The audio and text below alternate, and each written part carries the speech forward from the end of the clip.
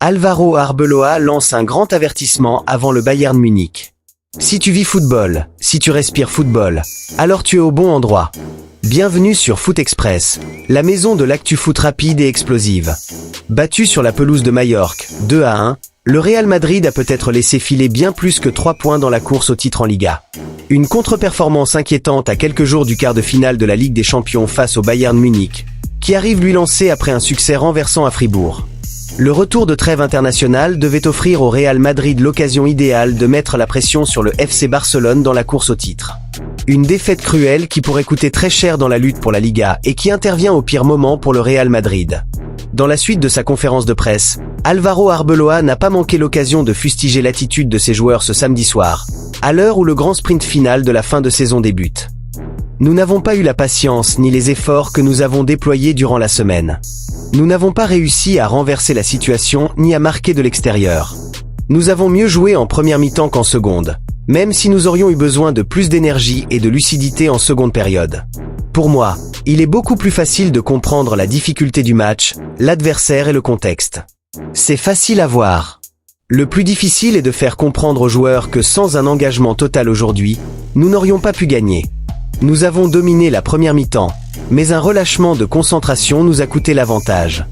Ici, dès qu'on perd sa concentration, quand on n'est pas réaliste et qu'ils le sont, voilà ce qui arrive. Ne pas avoir mieux joué en seconde période, c'est ce qui me désole le plus. Ce que je dis toujours, c'est qu'il m'est plus simple de voir la difficulté du rival. Mais le problème pour les joueurs est de comprendre que sans 200% nous ne gagnerons pas. C'est l'élite et ça se paie. Le FC Barcelone renverse l'Atlético de Madrid et prend ses distances en tête. À 4 jours du quart de finale aller de Ligue des Champions entre les deux formations, le FC Barcelone a renversé l'Atlético de Madrid, 1-2, dans la grosse affiche de cette 30e journée de Liga. Malgré une fin de match animée, ce sont bien les Catalans qui sont repartis de Madrid avec les 3 points et qui prennent désormais 7 points d'avance sur le Real. Place désormais à la Ligue des Champions avec le premier acte de ce quart de finale. Au Spotify Camp Nou, mercredi. Neymar sera-t-il dans le groupe du Brésil pour la prochaine Coupe du Monde ?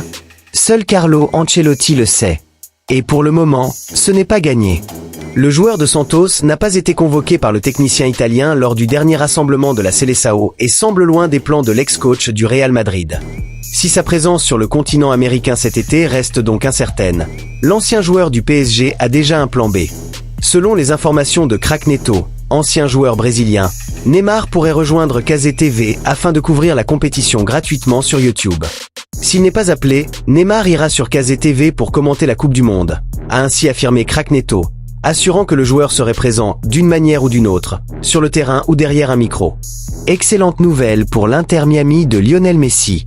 En effet, la formation de MLS inaugurera ce samedi son tout nouveau stade, le Nu Stadium, un projet ambitieux qui marque un tournant dans l'histoire du club. Avec ses 26 700 places, cette enceinte moderne doit permettre à la franchise floridienne de rivaliser avec les plus grandes organisations des ligues nord-américaines comme la NFL ou la NBA en termes de revenus les jours de match.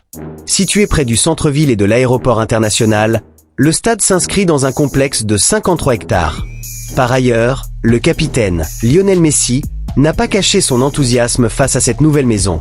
Ce sera un jour très spécial pour le club pour ce que cela signifie d'avoir ce nouveau stade, qui est vraiment impressionnant. Après si peu de temps, avoir construit quelque chose comme ça est fou. C'est une journée pour tous les gens du club, les fans et nous-mêmes d'en profiter, a-t-il déclaré aux médias du club, avant d'ajouter un propos sur l'envie de pouvoir jouer ici.